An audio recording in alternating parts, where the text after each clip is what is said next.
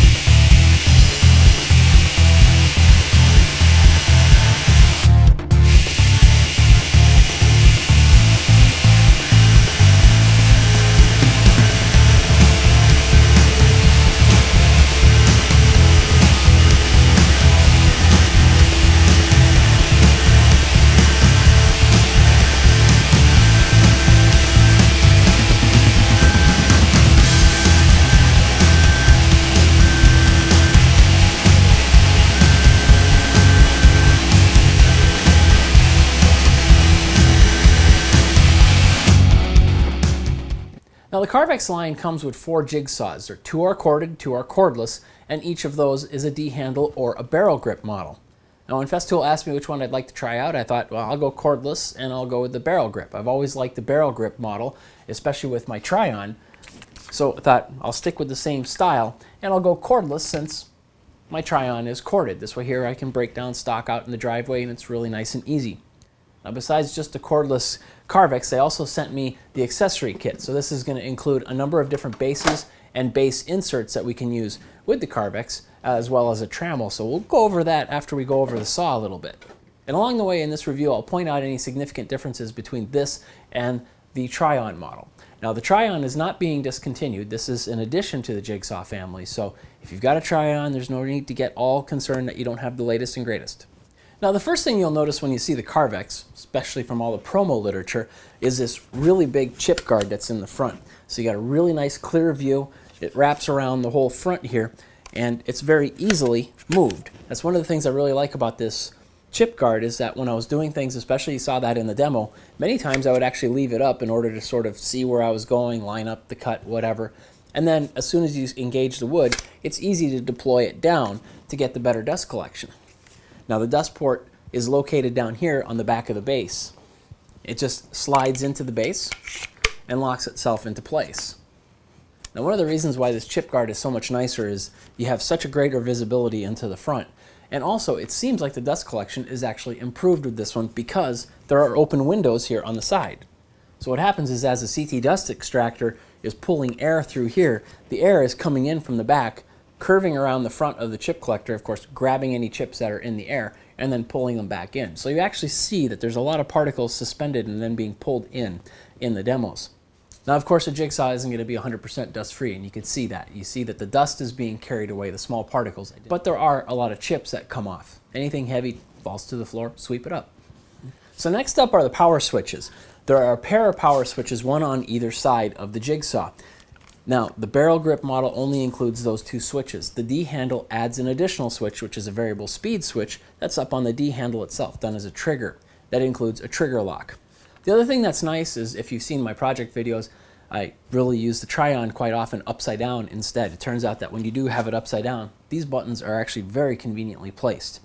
And that said, actually, the D-handle model is apparently designed in such a way that the bottom part of the grip is made very much like a barrel grip. So you could use it like a D-handle, or you could use it like a barrel grip. So I might have actually liked to try that one more. The speed control, we have that near the back here by the power pack.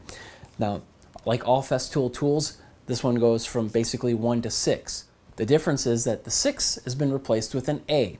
What they've done is that 1 through 5 are fixed speeds, whereas A is an automatic speed. So what it will do with the saw is it will run it at a much slower speed than even the 1 setting. As soon as you engage the wood, it'll accelerate up to what would have been a number 6 setting on the saw.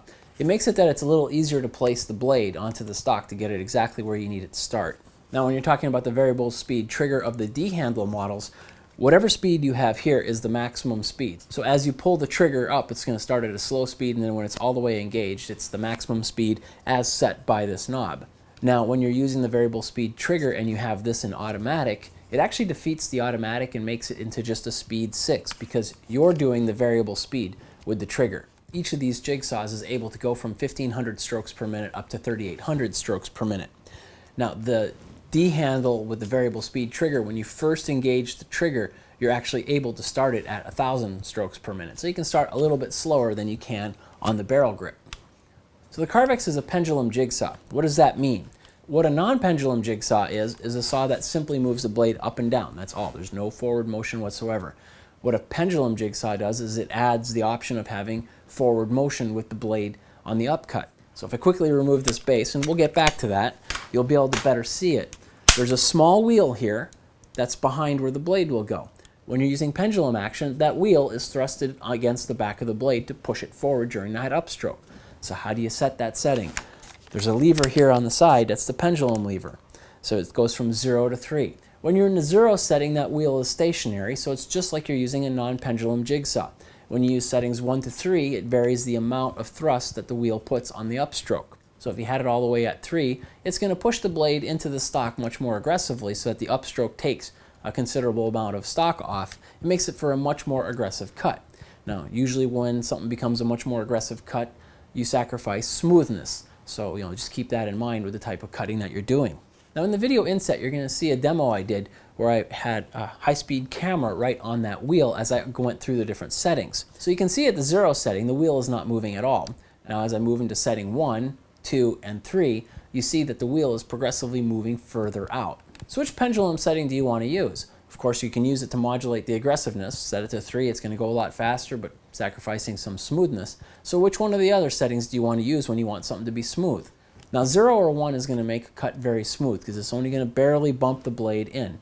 And even 2 is only marginally more aggressive than a 1, so you still get a very smooth cut at 2 without jumping all the way to 3. And you can even see that when you look at this lever, as the 0, 1, and 2 settings are all really close together, and then 3 is considerably further.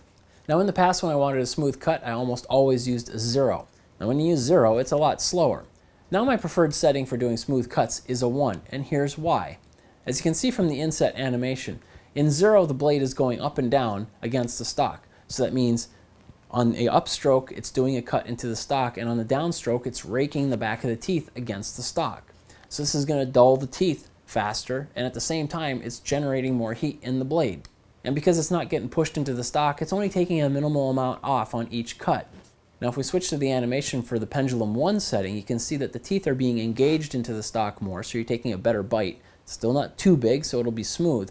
But the best part is that then, as it lowers the blade on a non-cutting stroke, the teeth are away from the stock. So you're not dragging the back of the teeth, dulling them, and you're not generating more heat than you need. And it also gives a chance for the gullets of the saw to unload their dust. So when is a good reason to use it at 0? When you're using that tungsten carbide blade that I used on tile. There, that's just an abrasive blade. Cuts on the up, cuts on the down. So go ahead and leave it in that setting, and you're going to get double the cutting action. In fact, while I was doing it, I started that demo at oscillation setting 1, and then I realized it was going slow. Then I thought about it, and then I switched it to 0, and then from there out, the demo went a lot faster. Now the benefit of not raking the teeth back over the stock is actually most prominent when you're doing cuts with a bimetal blade on something like steel. When I was doing that steel cut, had I done it all in a 0 setting, the back of the bimetal blade would have been raked against the steel, and it would have dulled that blade considerably faster. So while I have the base off, I can talk about the Carbide Guides here at the bottom that put 2 carbide pads on either side of the blade to keep it from wandering. So since this is low on the base and close to the stock, it makes for a much more perpendicular cut. Now this is something that you need to set whenever you change blades that's of a different thickness, and some of the blades, especially the longer ones, tend to be a little bit thicker in order to stay rigid enough for doing perpendicular cuts. And then in the case of the bimetal blades, it's a really thin blade. So how do you do the setting? It comes with an Allen wrench in the sustainer. Now this is different from the Trion. The Trion actually has one on board on the base. So the first thing that you would do is you would remove the battery pack or disconnect the power. The second thing you do is you verify that you disconnected the power or took off the battery pack. With these power switches so close to the front, it'd be really easy to accidentally hit that while you're doing this. So to set the guides, we're going to insert the blade that we're going to set them to, and then we're going to loosen the guides up. Now once there's plenty of extra clearance in there, what you're going to do is you're going to press back onto the blade and then tighten it up. So you want to get it to the point where you can do this and it's not wiggling in and out of the holder. Once you get it to that point, put the Allen wrench back in and back off by a 1/4 turn. Now you'll notice that you have a little bit of a wiggle, and that's exactly the amount that you want. Now if you have them on too tight, what's going to happen is it's going to grab the back of the blade and it's going to be kind of grinding that back of the blade. You'll actually see some marks where it's removed the metal. It's also going to generate a lot of heat on the back of that blade, so you're actually going to smoke the blade just because of the holder being too tight. Aha, so I put the blade in really fast and you're wondering, hey, how'd that go in? The piston for the blade is located up here, and when there's no blade in, you'll notice that the slot is at a 45-degree angle. And you just push it until the T-shank is all the way in, and then just give it a turn and you're done. So it's really fast and easy to put in a blade this way. Now removing a blade is even more fun. On the side here is a blade release lever. When you press this lever forward, it's going to twist that back to the 45 degrees, and at that point a spring is going to eject the blade. So obviously watch where you're sending it. So if you watch, what's really nice about that is typically when you need to change a blade is because you've been doing a bunch of flooring with one and now it's really, really dull. So because of that, it's superheating on you and it's really hot. So I know I burnt myself more than a few times when I did a flooring job up the street using a jigsaw. So with this, it's really nice. So you could just go over to a garbage can and shoot it right in there and then put in your next blade. And you know there's going to be some job site pranks with that. Now besides this really nice clear chip guard that you see often in the promo literature, you see a lot about the base kit. That's what we're going to go over here next. Now the bases are easily attached and removed and swapped out for different types of base plates on the bottom. This is very similar to the base kit that you can get for the OF2200. They've added a lot of very unique bases for certain types of operations with that router. Now they've carried that over to the Jigsaw line. So this is something I thought was really cool with this product. Now I did remove that base kind of quickly, so I'll show you how you do it. There's a simple lever here on the side, the base release lever, that when you pull this thing out, there's a cam here that opens up, as you can see. What this cam does is it grabs the top of the base. So if I have this base here to attach, this is the stock one. If I press it up on here, and then when you close the lever, it locks it into place. So it couldn't be faster. So now if we were to talk about the base itself, this standard base can come with different base inserts that we're going to go through here in a moment. Now all the bases include a little insert up here that's for a splinter guard. The splinter guard is this little piece of consumable plastic. You get one of them with your kit that you'll end up sliding in here. What the splinter guard does is creates basically a zero clearance plate for that blade. As the upstroke cut is coming up, this is supporting the fibers down below so you don't get any blowout on the top of the surface. Makes for a very, very clean cut. Now the way that you make this is pretty easy. With the blade in place, you just place this into the front, and then you'll start the blade up while you have this against, say, a harder bench surface, and then just push it in, and it'll cut exactly perfectly. So now this standard base includes a base insert that we have here, just plain plastic insert. The way that you remove it is there's a little tab here, just press down on that and advance it forward, then this pops right off. So the first one we'll talk about is the phenolic base. Now the phenolic base is better because it's smooth and it's hard. So when you're using, say, this original plastic base, if you're using it on a surface that might actually mar it, those scratches can make little marks later when you're trying to cut more of a finished surface. So the phenolic base can be better for that. Another base is the dimple base. So this is a series of dimples on the front of it, so you have very little surface area that's actually touching in contact with the project. But then you also have a little bit of a relief for junk and crud to go in between the dimples. Now this was the base that I used when I was cutting the tile, and that's actually a very perfect example of when this base is necessary over the other ones. When you're cutting the tile, of course, you're getting a lot of swarf up near the top, and you have some water if you're cutting wet. I cut wet, you can cut dry as well. In both of those cases, though, you would have a lot of the dust from the tile that was brought up to the surface, and if you're running it on a smooth base, you're going to be grinding that into the base. It's going to cause tracking issues. When you have a base like this, you don't even notice because the swarf will go in between the dimples and comes out the back, and you don't get any sort of a suction effect like when you're running over the water with a flat base. Now another base in the kit is this steel base. You use this when you're cutting steel. So when I was cutting the stainless steel sheet, this is the one that I was using. The reason for doing that is that when the blade is doing the cut, you're going to get a burr on the cut itself on the steel. So it would completely ruin your base in very few cuts, whereas the burr really doesn't affect the steel that's on the bottom. Now to illustrate how that burr can damage a plastic base, of course we're using a plastic splinter guard on it like we do anywhere else, and this is completely full of embedded metal particles now from just making that one cut. Now I would caution you against using this on any wood project simply because sometimes wood and a metal will react and you'll get kind of some metal staining on the wood. Now the last base insert is a hook and loop insert, and what this is used for is it's used with some accessory felt pads. So you get a pack of 5 felt pads in with the base kit, and actually you use the kit itself as a kind of a dispenser. What you're going to do is you just take the base and line it up above the felt pad and just drop it down, and that's going to steal a single felt sheet. Now you'll use this if you're making some cuts on some very finished surfaces. Now of course there are some other ones that are very smooth cutting as well, like the phenolic and all that, but if you need to be very certain that nothing is going to get, no particles that make it to the surface are going to get caught by the base and then ground over top of your surface making marks or anything that you have to fix, you would want to use a felt pad. So I would tend to use this if I was ever doing a cut on a finished surface that was colored. If it was colored and you get any cuts or streaks in there, I mean, even a small micro scratch is going to be very pronounced on a colored surface, and then you've got to do a repair. Now the first additional base is this beveling base. It's kind of interesting in that what it does is it has a knob in the back that lets you set the angle between the two tables. So you can set it to an obtuse angle, and this would be useful if you're trying to make cuts on a bevel. So you'd set the bevel of your saw this way, or you can cut it this way. And you can also go to an acute angle. So here, with this being set to 90 degrees off of this project here, I would be able to make a cut right along the project line. Now what's nice about this is that in a way you have two fences. You have a fence that's running on the front of the stock and on the top of the stock here as you're making a 45-degree miter cut right down on the edge. Now this is one area where there might be a difference for you between this and the Trion. For this one, I'm placing it down here.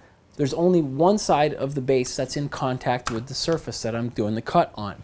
In contrast, when you're doing the cuts like this using the Trion, you loosen up the base here, and then you can rotate this entire base in order to set your bevel cut.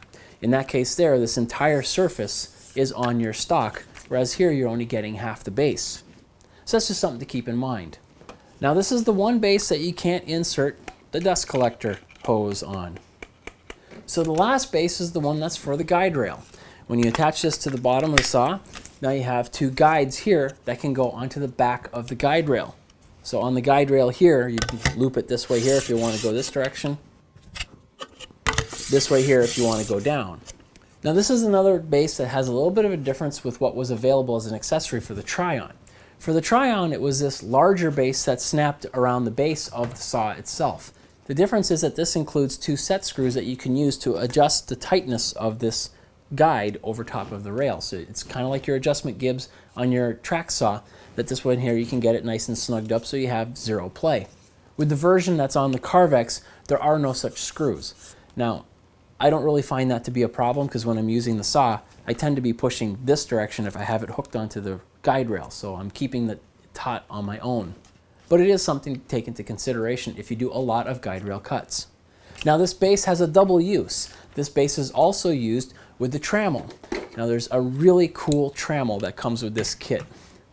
Now if you've ever seen the Trammel that was for the Trion, it's basically like a 20 or 22 inch long rod.